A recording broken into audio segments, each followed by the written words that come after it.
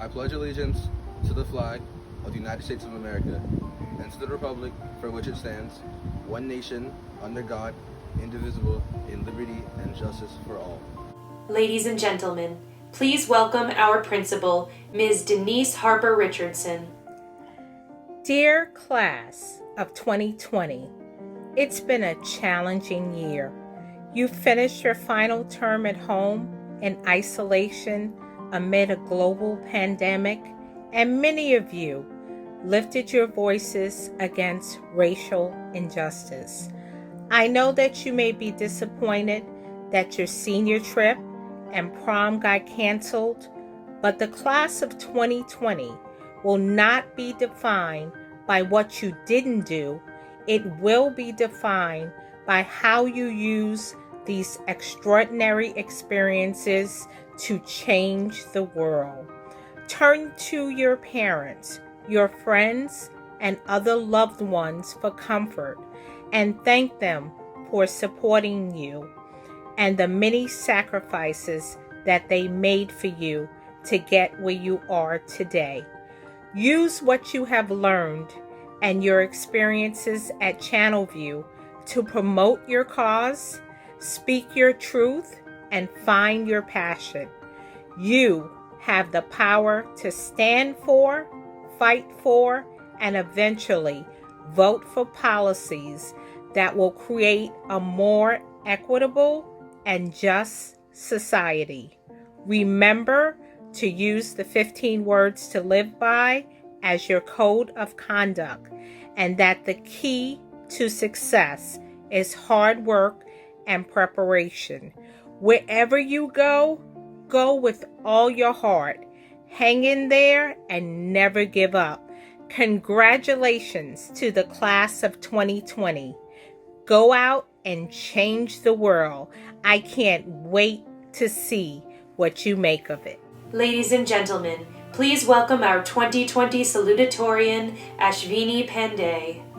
Good afternoon, fellow graduates and extremely hardworking and excellent teachers, and Mrs. Harper Richardson, the principal of Channelview. As you all know, my name is Ashvini, and I'm very privileged and honored to be the salutatorian and addressing you today. As I was preparing this speech, I reminisced about being part of the Channelview family for the past 3 years. It seems like yesterday when I started, and my first thought was, wow, I can't believe I'm going to be a part of this institution for learning. I still feel this way currently, and I cannot believe I'm leaving to move on into a different stage of life. But another part of me will continue to forever remain at Channelview. This is because of the immaculate leadership of our educational staff, from the principal to our teachers. I humbly and sincerely thank you. To my fellow classmates and friends, without your encouragement and support, I wouldn't be here addressing you. To other staff, such as janitors and security personnel, thank you for maintaining a clean and safe environment at Channelview. Those who I didn't mention, my heartfelt thanks. Finally, I would like to thank my parents, grandparents, aunts and uncles, and extended family. Without your stern and firm approach of stressing the importance of education, I wouldn't be where I am today. As I embark on this new chapter of life in high school, along with my fellow graduates, I want to say that this is just the beginning, and we should focus and strive for excellence with the guidance and support from our loved ones and our educators. I wish us all continued success in our future endeavors. Thank you. Ladies and gentlemen, we hope you enjoy a special video from Mr. Barack Obama. Hi, everybody. Anaya, thank you for that beautiful introduction. I could not be prouder of everything you've done in your time with the Obama Foundation. And, of course, I couldn't be prouder of all of you in the graduating class of 2020, as well as the teachers and the coaches, and most of all, parents and family who guided you along the way. Now, graduating is a big achievement under any circumstances. Some of you have had to overcome serious obstacles along the way, whether it was an illness, or a parent losing a job, or living in a neighborhood where people too often count you out.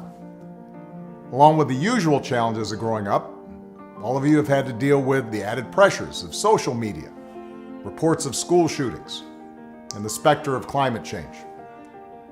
And then, just as you're about to celebrate having made it through, just as you've been looking forward to proms and senior nights, graduation ceremonies, and let's face it, a whole bunch of parties, the world is turned upside down by a global pandemic. And as much as I'm sure you love your parents, I'll bet that being stuck at home with them and playing board games or watching Tiger King on TV is not exactly how you envisioned the last few months of your senior year. Now, I'll be honest with you. The disappointments of missing a live graduation, those will pass pretty quick. I don't remember much of my own high school graduation. I know that not having to sit there and listen to a commencement speaker isn't all that bad. Mine usually go on way too long. Also, not that many people look great in those caps, especially if you have big ears like me.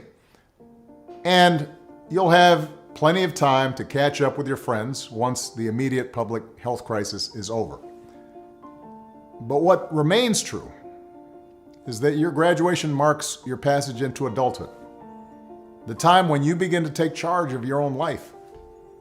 It's when you get to decide what's important to you, the kind of career you want to pursue, who you want to build a family with, the values you want to live by. And given the current state of the world, that may be kind of scary. If you'd planned on going away for college, getting dropped off at campus in the fall, that's no longer a given. If you are planning to work while going to school, finding that first job is going to be tougher. Even families that are relatively well off are dealing with massive uncertainty. Those who were struggling before, they're hanging on by a thread. All of which means that you're going to have to grow up faster than some generations. This pandemic has shaken up the status quo and laid bare a lot of our country's deep-seated problems, from massive economic inequality to ongoing racial disparities to a lack of basic health care for people who need it. It's woken a lot of young people up to the fact that the old ways of doing things just don't work. That it doesn't matter how much money you make if everyone around you is hungry and sick.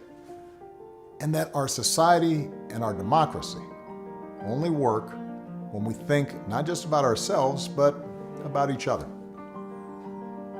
It's also pulled the curtain back on another hard truth, something that we all have to eventually accept once our childhood comes to an end.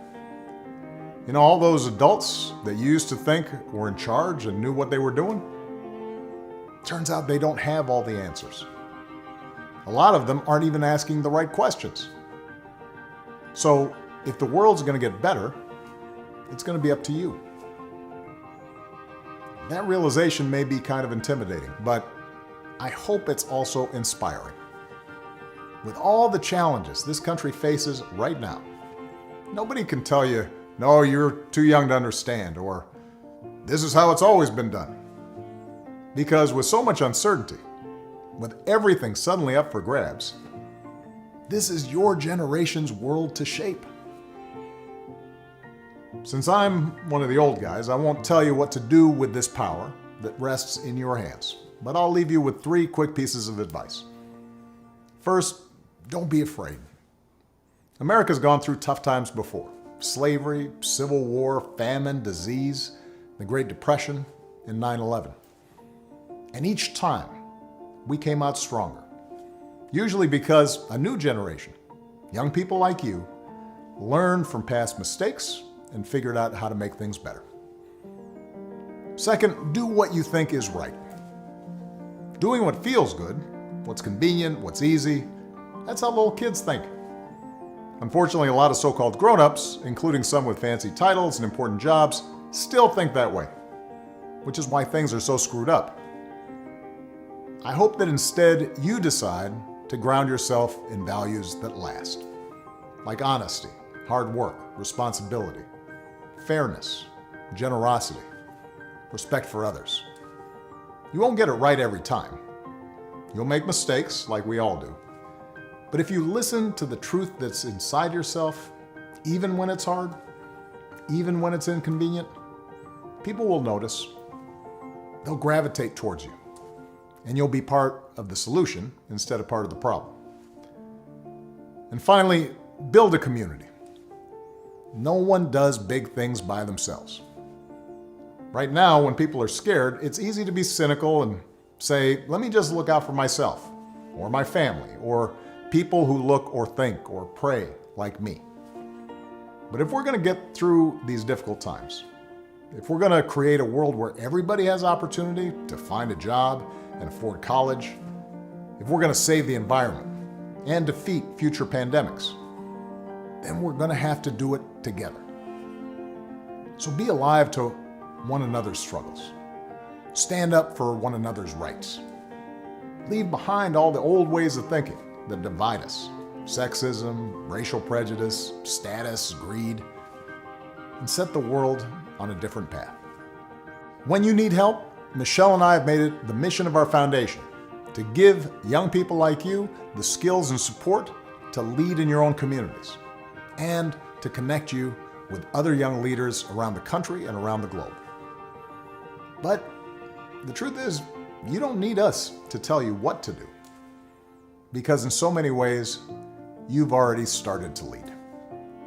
Congratulations, class of 2020. Keep making us proud.